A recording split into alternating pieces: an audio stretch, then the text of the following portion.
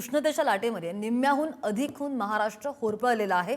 उन्हानं लाही होतीये। दरम्यान बुधवारी म्हणजे काल अकोल्यामध्ये सर्वाधिक 44.2 अंश सेल्सिअस इतकं तापमान नोंदवलं गेलंय। राज्याच्या अनेक भागांमध्ये उष्णतेची लाट पसरली आहे। पारा 44 अंशांच्या जवळ पोहोचलेला असून सलग दुसऱ्या दिवशी अकोला शहर देशामध्ये सर्वाधिक उष्ण शहर ठरलंय। राज्यामध्ये 1 मार्च ते 15 एप्रिल दरम्यान उष्माघाताच्या 17 रुग्णांची जवळपास नोंद झाली आहे। इकडे रत्नागिरी आणि पुणे जिल्ह्यामध्ये सर्वाधिक रुग्ण आढळून आलेत। राज्यामध्ये आतापर्यंत उष्माघातामुळे एकाही रुग्णाचा मृत्यू नाहीये, तरी सुद्धा काळजी घेण्याचं आवाहन आरोग्य विभाग करत आहे।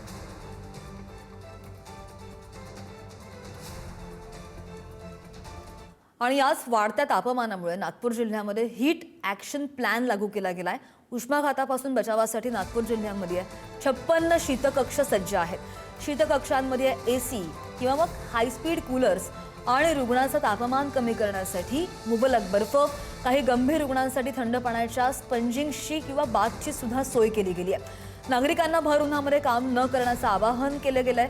शेतकऱ्यांना शेतीची कामं करताना सकाळ किंवा संध्याकाळी 4 वाजल्यानंतर करण्याचं आवाहन सुद्धा केलं गेलेलं आहे। बातमी आहे नागपूरमध्ये।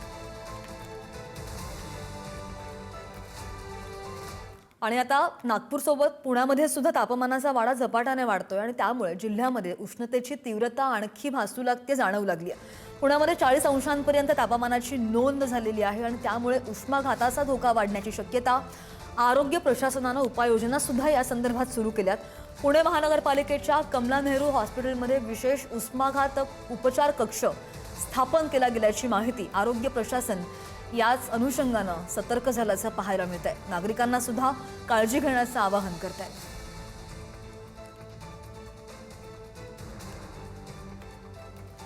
जास्तीत जास्त पाणी प्या, शरीरातील हायड्रेशन टिकवून ठेवा। उष्माघातापासून बचावासाठी काय कराल हे आपण पाहतोय ग्राफिक्सच्या माध्यमातून। दुपारी 12 वाजल्यापासून ते 4 वाजेपर्यंत या वेळेमध्ये शक्यतो उन्हात फिरणं आपण टाळू शकतो। हलक्या रंगाचे किंवा सुती कपडे वापरण्याचं आवाहन सुद्धा केलं गेलंय। उष्माघातापासून बचाव होऊ शकतो, मात्र त्यासाठी काय आपण करू शकतो ते पाहतोय ग्राफिक्सच्या माध्यमातून। तापमान वाढतं आहे आणि बाहेर जाताना डोक्यावर टोपी, रुमाल किंवा छत्रीचा वापर करा। अशा पद्धतीनं आपण उष्माघातापासून बचाव करू शकतो स्वतःचा। बाहेरचे अन्नपदार्थ खाणं टाळा। उघड्यावरचे पदार्थ लवकर खराब होतात कारण की ऊन जास्त आहे। भरपूर पाणी प्या, लिंबू पाणी, नारळ पाणी प्या, ताजं अन्न खा आणि कृपया दुपारच्या उन्हामध्ये लहान मुलांना बाहेर खेळायला पाठवू नका। ही सगळी काळजी घेऊनही त्रास जर झाला तर तज्ञांचा सल्ला सुद्धा अवश्य घ्या। राज्य शासनाच्या आरोग्य विभागाच्या सूचनेनुसार पुणे महानगरपालिकेमध्ये कमला नेहरू रुग्णालयात आपण मेल वॉर्डमध्ये आणि फिमेल वॉर्डमध्ये 3-3 बेड राखीव ठेवण्यात आलेले आहेत आणि जे काही रुग्ण उपचारासाठी आपल्याकडे ॲडमिट होतील तर ते आपण त्यांना त्यावर उपचार देणार आहोत।